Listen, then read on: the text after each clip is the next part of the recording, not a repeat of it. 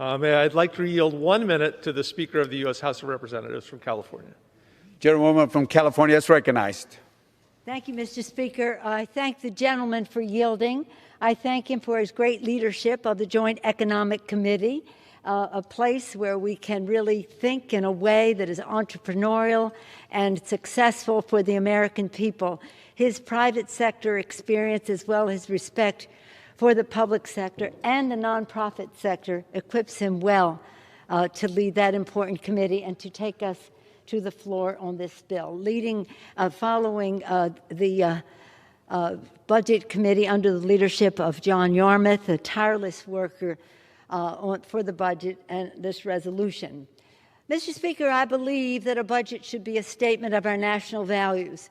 What is important to us as a nation should be reflected in when we put a budget together. It's curious to me to hear the distinguished gentleman on the other side of the aisle. It would be ludicrous if it weren't so deadly serious.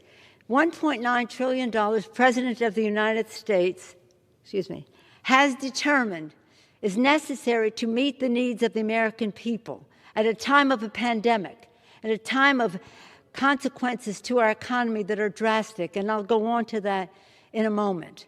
1.9 trillion, which is almost exactly the figure of cost of the Republican tax break that they gave to the richest people in America. 83% of the benefits went to the top 1%. So this legislation, which helps meet the needs of the American people, to be considered a tax break bill for the rich, it's pathetic. It's pathetic.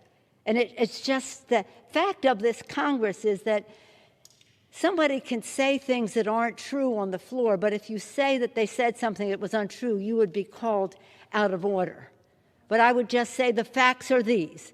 1.9 trillion when you add in the interest. Mr. Green of Texas referenced this.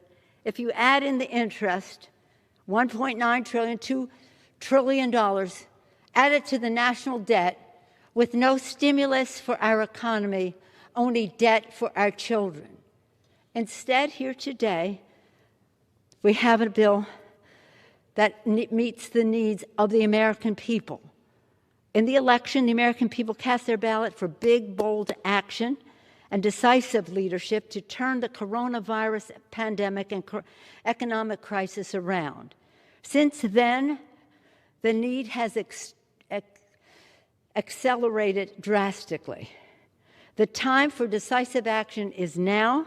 That is why today we will pass, Mr. Speaker, a budget resolution to pave the way for a landmark coronavirus rescue plan, which will do what is needed to save lives and livelihoods. We hope that Republicans in Congress would support a legislative package that would bring real relief to people and to our communities. And passing this budget does not preclude reaching a bipartisan agreement. I'd rather not work under reconciliation, but if that's the way we have to work in order to get results for the American people, we must use every option at our disposal. But I'm hopeful that we can have bipartisanship. And that does not ensure that Congress can move forward and meet the country's needs. The need for this action could not be more urgent, and Americans cannot afford to wait. They cannot afford any further delay.